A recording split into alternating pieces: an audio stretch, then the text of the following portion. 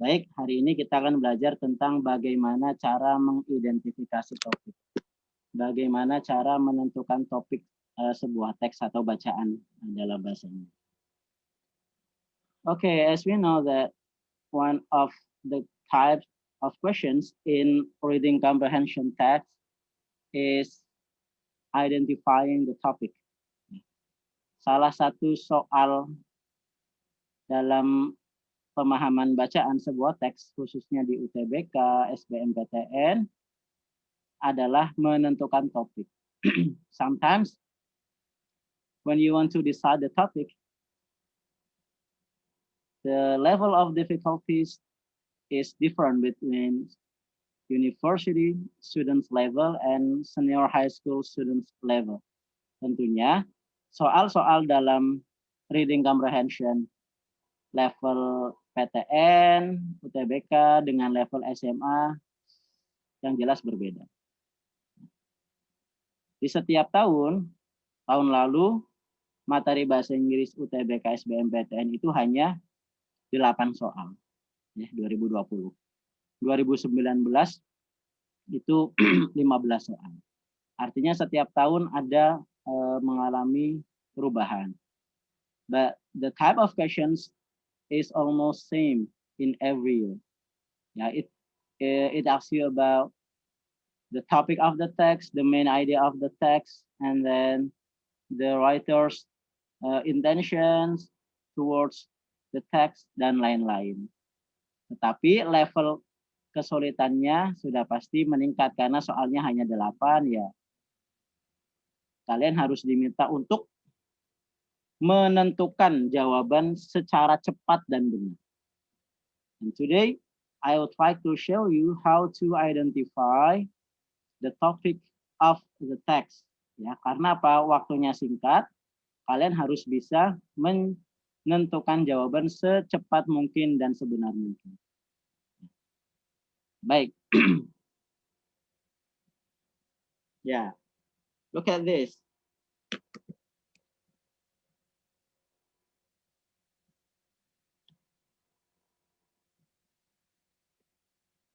Remember, the topic is the issue or something that will be described by the writer.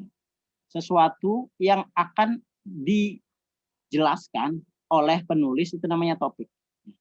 Topik itu sifatnya umum. Topik itu sifatnya umum. Dan clue-nya adalah ketika kalian mencari sebuah topik, ya, don't forget to read the first sentence and the last sentence of each paragraph. Ya, umumnya biasanya namanya topik itu adalah kata yang sering muncul. Nah, kata yang sering muncul. Dan lebih dalam lagi, secara umum biasanya topik itu selalu berada di paragraf pertama. Ya, selalu berada di paragraf pertama. Meskipun ada teks yang topiknya itu di paragraf terakhir, tapi jarang. Umumnya topic of the text ya itu ada di paragraf pertama. So you don't need to read the whole text, ya, because the limited time, so you have to read the specific sentences for each paragraph or focus on the first paragraph only. Fokus pada paragraf pertama saja. Biasanya topik itu apa? Kata-kata yang sering diulang-ulang itulah topiknya. Kalau tidak ada judulnya, ya, maka lihatlah paragraf pertama. Fokus di paragraf pertama. Ngomongin apa sih? Bakal ngomongin apa sih teks itu ya kan? Kalau di sini soal di sini kan menanyakan what is the topic of passage about, ya kan? Ketika kalian mengerjakan soal-soal UTBK, yang diperhatikan adalah langsung ke soalnya, baru kalian ke teksnya. Ya, langsung ke soal, setelah dibaca soalnya, dipahami, baru kalian langsung ke teksnya. Karena apa? Kalian tidak perlu membaca semuanya, karena waktunya sudah pasti nggak cukup. Kalau yang ditanyakan adalah topik, fokuslah di paragraf pertama. Ya, ingat ya, fokus di paragraf pertama ini. Kalau kita lihat di sini kan ada kata that language is a language that no longer has any native speakers, although it may still be studied by if we all used in a certain context. Bahasa mati adalah bahasa yang sudah tidak lagi digunakan oleh native speakers atau si penutur asli, meskipun bahasa mati itu terkadang masih dipelajari oleh segelintir orang dan terkadang digunakan di beberapa konteks tertentu. Ya, lihat kalimat utamanya di sini. Kalimat utamanya ada di sini. Ini kalimat utama yang ada di paragraf pertama. Topik itu adalah apa yang akan dibahas oleh penulis.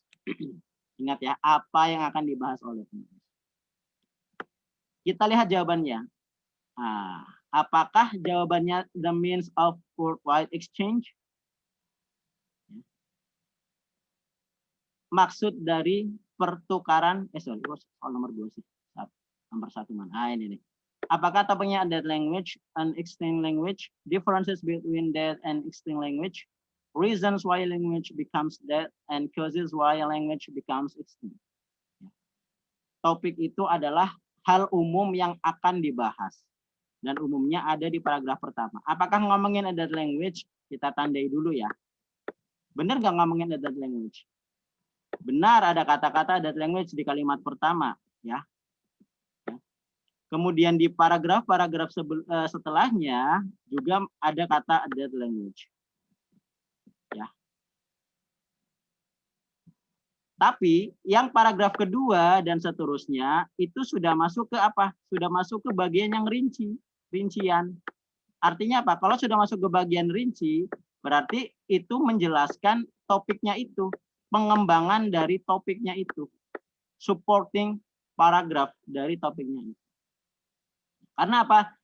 Fokus lihat di paragraf kedua. That language are often confused with extinct. Terkadang that language itu membuat bingung dengan bahasa yang sudah punah. Bedanya apa? Or language that are longer or in current use don't have any active speakers.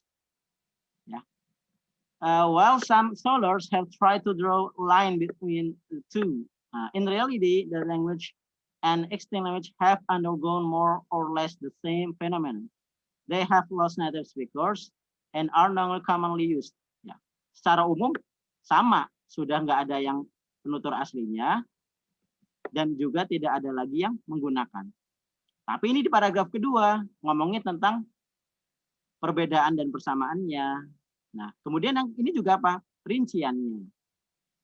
Topiknya adalah that language. Kenapa jawabannya that language? Karena ini, ya, karena ini akan dibahas. Hal umum yang akan dibahas. Topik itu sifatnya umum. Ya, sifatnya umum dan frase. Frase itu kata, ya, kata. Atau gabungan kata yang bukan complete sentence tapi lebih kepada frase. Kenapa that language? Karena ini yang ngomongin that language, topiknya tentang ini secara umum, ngomongin ini. Bukan ngomongin perbedaan, yang ngomongin perbedaannya adalah ada di paragraf kedua, itu masuk ke rincian, masuk ke supporting paragraf, sudah masuk ke pengembangan dari topik itu. Karena topik adalah yang akan dikembangkan, bukan yang mengembangkan, tapi yang akan dikembangkan. Itu namanya topik. Jadi, paragraf-paragraf pertama fokusnya di situ adalah that language, topiknya di sini. Pak, bukan an extinct language, bukan. Karena extinct language adalah disamakan dengan that language. Itu sudah masuk ke pengembangan. Differences juga sama. Ini reasons mengapa bahasa menjadi mati, mengapa penyebab bahasa menjadi punah. Ini sudah masuk ke bagian pengembangan, supporting paragraf SP, supporting paragraf. Yang menjadi topik utamanya adalah bahasa yang mati itu, that language. Ya. Jadi cari kata yang sering diulang-ulang. Ya. Kemudian fokus di paragraf pertama. Karena apa? Topik umumnya berada di paragraf pertama. Keywordnya di situ. Ya, keywordnya di situ. Pak Akhir. Ya. Saya izin ke toilet ya, Pak. Oke, silakan. Nah. Tapi kalau sudah masuk ke supporting paragraf, sudah masuk ke paragraf pengembangan biasanya ngomongin tentang contohnya ya, example ya. Biasanya juga ngomongin tentang jenis-jenisnya ya, types. Types atau ngomongin tentang pengembangannya ya. Itu sudah masuk ke bagian supporting paragraph. Tapi kalau topik itu sifatnya umum. Nah, umum ini adalah that language ya. Topiknya ini. Paham ya? Selanjutnya, soal nomor 2. Langsung ke soalnya. Hari ini kita belajar bagaimana menentukan topik dulu. What is the topic of the text above? Nah, lagi-lagi nanyain tentang topik. Langsung ke soal. Apa topik bacaan di atas? Apakah the means of worldwide exchange? Apakah the civilizations? Apakah the comparison of modern and traditional means? Apakah the Silk Road atau the trading path? Kita lihat di soalnya langsung. Topiknya tentang apa? Lihat.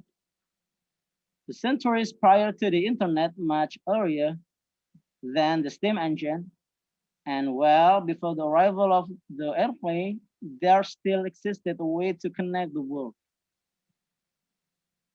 Yeah, the Silk Road, the trading path between East and West was the artery which contributed to cultural and monetary exchange between civilizations. Lihat, fokus di paragraf pertama. Nah, umumnya topik itu berada di paragraf pertama. Umumnya. Beberapa abad yang silam, jauh sebelum adanya internet, dan jauh lebih dulu sebelum adanya mesin uap, dan tentunya sebelum adanya pesawat terbang, there still existed a way to connect the world. Sudah ada ya cara yang dilakukan oleh orang-orang untuk apa? Menghubungkan dunia, mengarungi dunia. Maksudnya apa? The Silk Road, jalur sutra, jalur perdagangan antara timur dan barat yang berkontribusi banyak terhadap pertukaran kebudayaan dan ekonomi antar peradaban manusia. Nah, ngomongin tentang keywordnya ini, the Silk Road. Oh, jalur sutra ini adalah yang akan dijelaskan. Jalur sutra itu apa? Jalur perdagangan antara timur dan barat itu. Ya, topiknya di sini. Ini topiknya yang akan dibahas. Yang akan dibahas ini topiknya. Ya, yang akan dibahas oleh penulis adalah tentang jalur sutra ini. Ya, tentang jalur sutra. Pak, kenapa nggak lihat di paragraf kedua dan seterusnya? Paragraf kedua ini sudah masuk ke supporting paragraf yang akan menjelaskan tentang bagaimana ada jalur sutra, kok bisa sih, prosesnya bagaimana, sejarahnya bagaimana, ya kan? Ini sudah masuk ke rincian, pengembangan. Nah, jadi sudah masuk ke rinci. Ya, sudah masuk ke bagian rinci ini. Contohnya, masuk ke jenis-jenisnya, masuk ke Silk Road atau jalur sutra itu dari mana ke mana. Itu sudah masuk ke bagian rinci.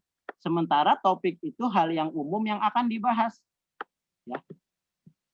Maka yang jawabannya adalah apakah the means of worldwide exchange? Bukan, karena di situ meskipun menjelaskan maksud dari apa pertukaran lintas dunia, ya, ini masuk ke rincian. Ini rincian, ini rinci. Apakah ngomongin tentang peradaban? Betul, ada kata civilizations, tapi bukan itu konteksnya. Civilization sudah masuk ke prosesnya, sudah masuk ke bagian dari pengembangan topik itu ya. Ini civilizations. Ya, berarti bukan ya. Apakah masuk the comparison of modern traditional means? Ya, memang ada penjelasan di bawahnya segala macam, tetapi bukan, lagi-lagi ini adalah rinciannya. Apakah the Silk Road? Ya, tadi memang ada kata itu ya. Ya, yang akan dibahas kita tandai dulu. Apakah ngomongin the trading path? Ini juga terlalu spesifik, jalur perdagangan. Maksudnya apa? Sementara topik adalah hal umum yang akan dibahas oleh penulis. Maka jawaban yang paling tepat adalah the sequel. Jalur sutra. Itulah yang akan dijelaskan oleh penulis. Ya, the sequel ini. Jawabannya adalah yang D. Nah, jalur sutra. Paham ya? Cara menentukan topik, selalu lihat paragraf pertama secara umum, ya, secara umum ada di paragraf pertama, dan dicari kata yang sering muncul. Kata yang sering muncul. Ya. Biasanya itulah topiknya. Ya, biasanya disitulah topiknya. Kata yang sering muncul, yang sering diulang-ulang oleh penulis, itu adalah topik yang akan dibahas atau hal yang akan dibahas. Oke, selanjutnya kita masuk ke soal yang ketiga. Soal masuk ke yang ketiga. Lihat, masih berbicara tentang topik karena hari ini kita fokus kepada topik. Ya, kita fokus kepada topik. Coba, pertanyaannya apa sih nomor 3 ini? Nah, ini panjang banget kan teksnya kan? Kalian nggak perlu membaca teks panjang ini. Baca soalnya, lalu langsung ke teksnya. What is the topic of the text about? The pit swamps are in danger. The loss of pit swamps due to deforestation. Globalization causes pit swamps in dire situations. Pit swamps are home to numerous animals. Atau dissolutions of deforestation. Kita lihat. Ya, kita lihat. Langsung ke teksnya. Ngomongin tentang topiknya, ya, ngomongin tentang topik. Perhatikan di sini. Nah, Southeast Asia boasts nearly 250,000 square kilometers of pit swamps forest, which host predators such as orangutans and the world's smallest fish, and store vast quantities of carbon. But these pit swamps are in trouble. According to a new study of deforestation in the region, people continue to choke, drain, and burn at current rates. Researchers report by 2030, no native swamps will remain, and billions of metric tons carbon will be lofted into the atmosphere. Fokus di paragraf pertama. Fokus di paragraf pertama. Asia Tenggara, ya, itu terdiri dari 250.000 ya, square kilometers, kilometer persegi, ya, terbentang sejauh 250.000 kilometer persegi hutan rawa gambut. Hutan rawa gambut itu hutan ini, ya, hutan yang basah, hutan tropis. Which host predators such as orangutans, yang menjadi tempat tinggal orangutan dan beberapa habitat-habitat lainnya termasuk ikan terkecil di dunia. And store vast quantities of carbon, dan menyimpan banyak karbon. Ya, di situ kan kalimat utamanya. Apakah itu topiknya? But these pit swamps are in trouble. Tetapi hutan rawa gambut ini dalam masalah besar, in trouble, according to a new study of deforestation in the region. Menurut penelitian terbaru tentang deforestation in the region. Penggundulan hutan, ya, penggundulan hutan. Kalau orang melanjutkan untuk menebang hutan, ya, membakar dan lain-lain, maka si peneliti melaporkan tahun 2030 bakal tidak ada lagi hutan rawa gambut yang tersisa, dan miliaran ton karbon akan hilang, lenyap ke atmosfer. Will be lofted into the atmosphere, akan melobangi atmosfer kita. Atmosfer kita semakin menipis. Ya kan di situ kan ngomongin tentang apa nih? Ngomongin tentang peat swims ya. Ngomongin tentang intinya ngomongin tentang hutan rawa gambut ya. Peat swims. Ya, ini ngomongin tentang ini. Ya. Pak, apakah ini kata yang sering diulang-ulang nih, Pak? Nah, lagi-lagi ada swims. Lagi-lagi ada swims benar. Apakah di situ ngomongin tentang peat swims saja ada nggak soalnya? Nggak ada. Adanya hanya peat swims are in danger. Adanya peat swims ya. Semuanya peat swims. Nah, berarti bukan peat swim aja ya. Kita cari lagi. Nah, kita cari lagi. Kita cari lagi. Lihat kalimat kedua mulai dari but these peat swims are in trouble according to new study of deforestation in the region. Tetapi hutan rawa gambut belakangan ini masih dalam masalah besar. Lihat kalimat ini. Maksudnya masalah besar apa? Karena apa? Kalau terus-terusan ditebang, dibakar, bakalan nggak ada lagi. Ya. Nah, ini kan sudah masuk ke bagian pengembangan nih, ya. Sudah masuk ke bagian pengembangannya nih. Nah, supporting paragrafnya ini pengembangan. Pengembangan paragraf sudah masuk ke paragraf kedua pengembangan dan seterusnya itu sudah masuk ke bagian pengembangan bacaan. Pengembangan sebuah teks, sebuah topik. Mengapa disebut sebagai in trouble? Jawabannya ada di paragraf kedua dan seterusnya, ya kan? Maka itulah jawabannya. Jawabannya apa? Nah, jawabannya adalah the peat swims are in danger. Kalau tadi dikata tulisannya in trouble, karena ini in danger sama aja, dalam masalah, dalam bahaya, ya. Ini trouble, hanya menggunakan sinonim. Kenapa yang itu Pak jawabannya? Karena itu yang akan dibahas. Kenapa disebut peat swim dalam masalah, dalam bahaya? Karena itu tadi terus-terusan digunduli, dibakar, itu bakalan nggak ada hutan rawa gambut yang tersisa. Paragraf kedua dan seterusnya ngomongin tentang pengembangan dari mengapa dalam bahaya itu, ya, mengapa dalam bahaya itu. Oke, bentar. Oke, Radifa.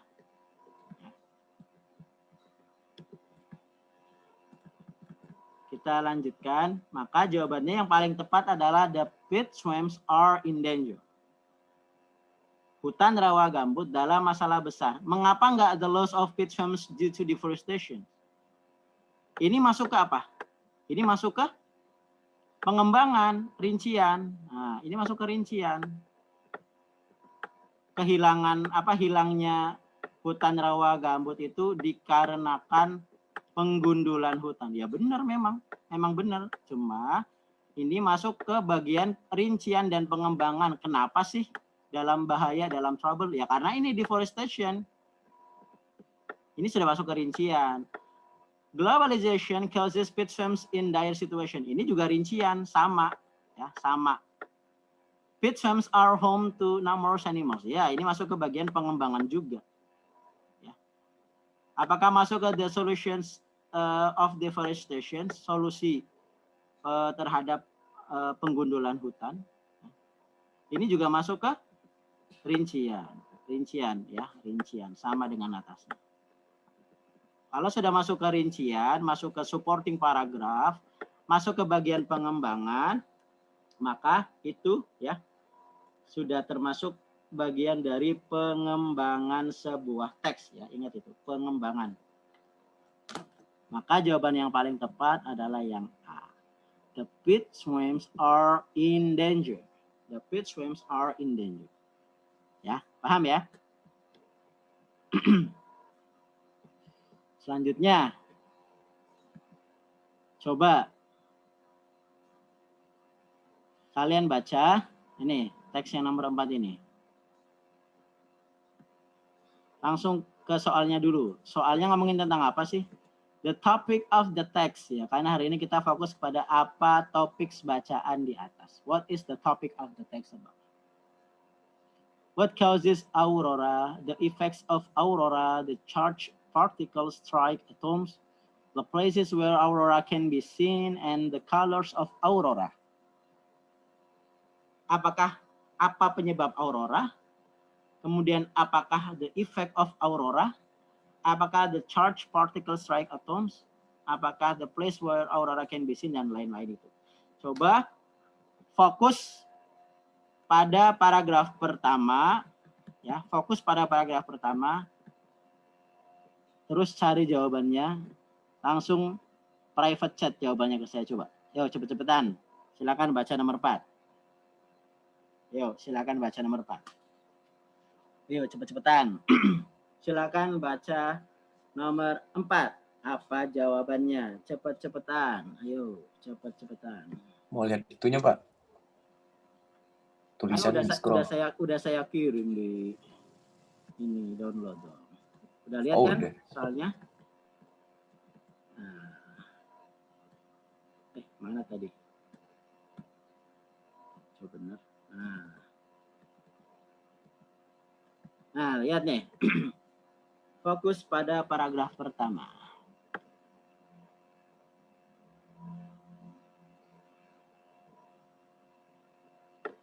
Those who live at or visit high latitudes might at times experience color light shimmering. Nah, apa itu? Lanjut bacanya, shimmering. Setelah itu, across the night sky. Ya. Across the night sky. Some believe that the spirits of their ancestors could be seen dancing in the flickering aurora. Coba fokus di paragraf pertama. Fokus di paragraf pertama.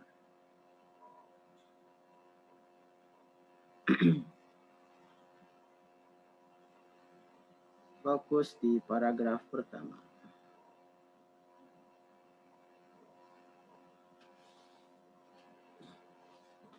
In Norse mythology, the aurora was a fire bridge to the sky built by the gods. The ethereal display, the aurora borealis or aurora australis, the northern or southern lights, is beautiful. What causes these lights to appear? Nah, lihat tuh kalimat terakhir tuh. Lihat kalimat terakhirnya nih. Bagi yang tinggal dekat garis lintang yang tinggi, atau mungkin pernah mengalami cahaya yang berkilau dan berwarna di sepanjang langit malam. Beberapa orang beranggapan bahwa itu adalah nenek moyang mereka yang the spirit of their ancestors could be seen dancing in the flickering aurora. Nah, itu kan orang-orang zaman dahulu ya percaya itu. In Norse mythology, the aurora was a fire bridge to the sky. Nah, dalam soal-soal UTBK seperti ini kan kalian pasti ada kata yang mungkin asing ya, banyak kata yang asing, vocabulary-nya yang agak susah. Jangan fokus ke situnya ketika kamu mencari topiknya. Baca paragraf pertama. Ya, baca paragraf pertama. Fokus di situ. Jangan mikir ini maksudnya artinya apa, artinya kata ini. Nanti waktunya habis. Ya. Fokus paragraf pertama. Ya, fokus paragraf pertama. Gunakan teknik membaca apa? Scanning atau skimming. Ingat kalau scanning itu membaca cepat. Ya. Baca cepat berarti kamu baca di paragraf pertamanya saja, baca cepat nih sampai ketemu topiknya. Itu namanya scanning. Tapi kalau skimming kamu membaca masing-masing masing-masing kalimat di masing-masing paragraf untuk mencari apa? Itu namanya skimming. Untuk mencari kata, mencari main idea dan lain-lain. Nah, di sini adalah apa yang menyebabkan cahaya-cahaya tersebut muncul. Nah, kenapa sih aurora borealis dan aurora australis itu penyebabnya apa? Ini kan keywordnya ini. Ini keyword. Kata kuncinya di situ. Kata kuncinya di sini, keywordnya itu. Ya. Keyword. Apa penyebab aurora borealis itu muncul? Nah, jadi kamu nggak perlu baca paragraf kedua dan seterusnya untuk menentukan topik karena umumnya ada di paragraf pertama. Maka jawaban yang lebih tepat adalah what causes aurora. What causes aurora? Apa penyebab aurora? Karena di situ Jelas sekali disebutkan. Ya, fokus di paragraf pertama, apa yang akan dibahas. Ya, apa yang akan dibahas. Paragraf kedua dan seterusnya adalah masuk ke bagian pengembangan. Masuk ke bagian pengembangan. Ya, efek aurora juga dikembangin, the charged particle strike atoms juga dikembangin, kemudian the place where aurora can be seen juga dikembangin, masuk bagian pengembangan, termasuk warna dari aurora juga masuk ke bagian supporting paragraph ya atau SP. Ini masuk ke bagian pengembangan. Nah, pengembangan sebuah teks. Pengembangan sebuah teks. Sementara topik adalah hal yang akan dibahas. Yang akan dibahas kan penyebabnya. Nah, yang akan dibahas kan penyebabnya. Maka jawabannya yang lebih tepat adalah yang apa penyebab aurora. Yang kenapa aurora bisa muncul. Nah, di situ ya. Di situ.